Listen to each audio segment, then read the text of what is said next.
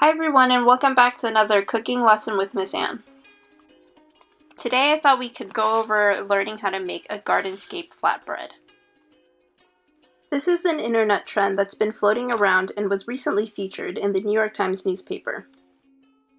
The trend originally started with creations of beautifully decorated focaccia. Focaccia is a type of oven-baked Italian flatbread that's very yummy and has a similar taste and texture to pizza dough. Focaccia can be fairly simple to make and is worth the effort, but it requires active dry yeast as an ingredient, which may be difficult to find during this time. But we won't let that stop us from creating beautiful and yummy garden scenes made of veggies. Today I'm going to demonstrate how you can create your own Gardenscape flatbread using ingredients that can be easily found at the supermarket. So let's get started. Ingredients we'll need include a sheet of dough. I used a can of Pillsbury crescent rolls because that's what I was able to find. However, I think most kinds of dough would work for this, such as a puff pastry sheet, pizza dough, or even one of Miss Bree's sourdough recipes. Then you'll need an assortment of vegetables for decorating your dough. I chose yellow squash, scallions, tomatoes, and basil leaves. I think you could use most kinds of vegetables for this, but keep in mind cooking times.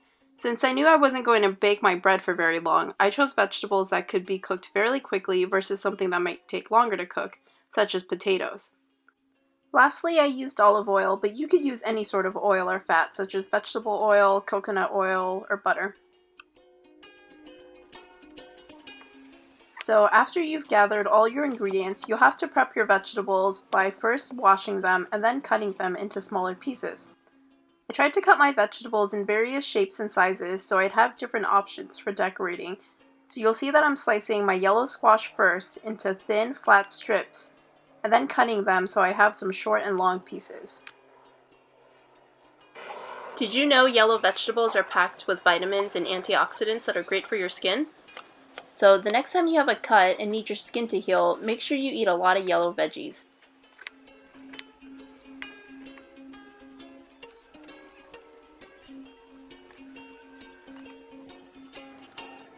Next up, I'm going to slice my scallions into thin ribbons. Scallions are also often called green onions or spring onions, but they're all the same vegetable. And remember, if you save the bottoms of your scallions, you can put the roots in water and watch them regrow.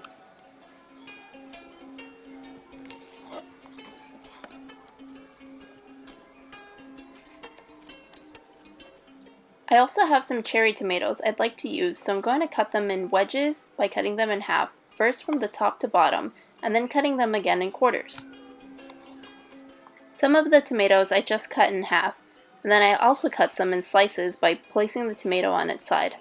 This way I'll have different shapes to work with.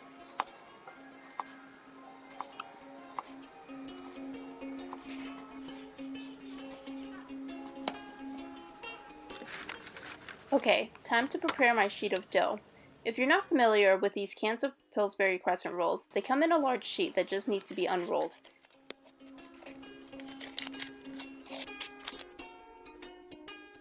I'm going to put my pastry dough on some parchment paper just to make it easier to work with.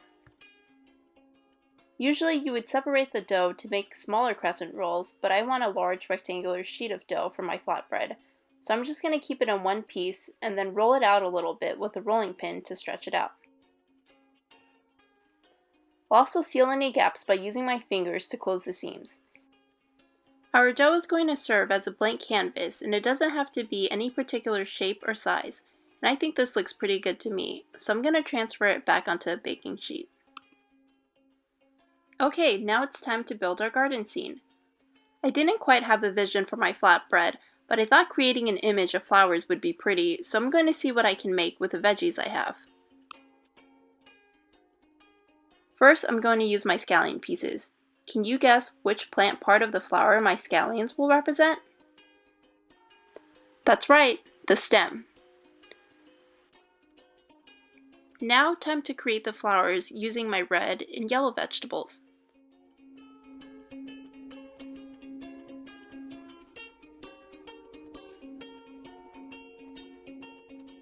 Can you guess what the tomatoes represent? That's right, the petals of the flowers. I'm not quite sure what my yellow squash represents, but I'm using it to add more color to my garden scene. I think the more colors you have, the cooler your garden will look. Plus, we always want to strive to eat the rainbow.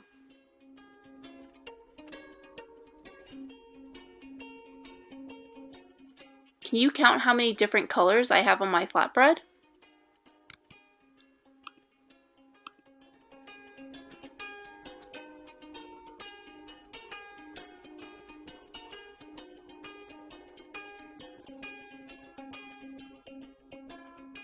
Lastly, I have some basil that I picked from my garden, which I'll use for the leaves of my flowers.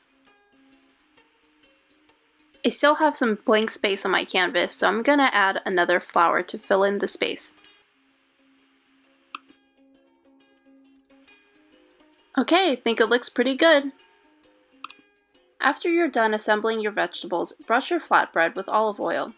This will help your dough and vegetables develop a nice color when it bakes in the oven. You can also sprinkle salt and pepper if you'd like. Okay, it's ready to go in the oven. I followed the baking instructions on the crescent rolls package, which said to bake it for 10 to 12 minutes. Ta-da! Here's what it looks like after baking in the oven. What do you think? I'm happy with my Gardenscape flatbread, but I'd love to see what beautiful creations you can come up with.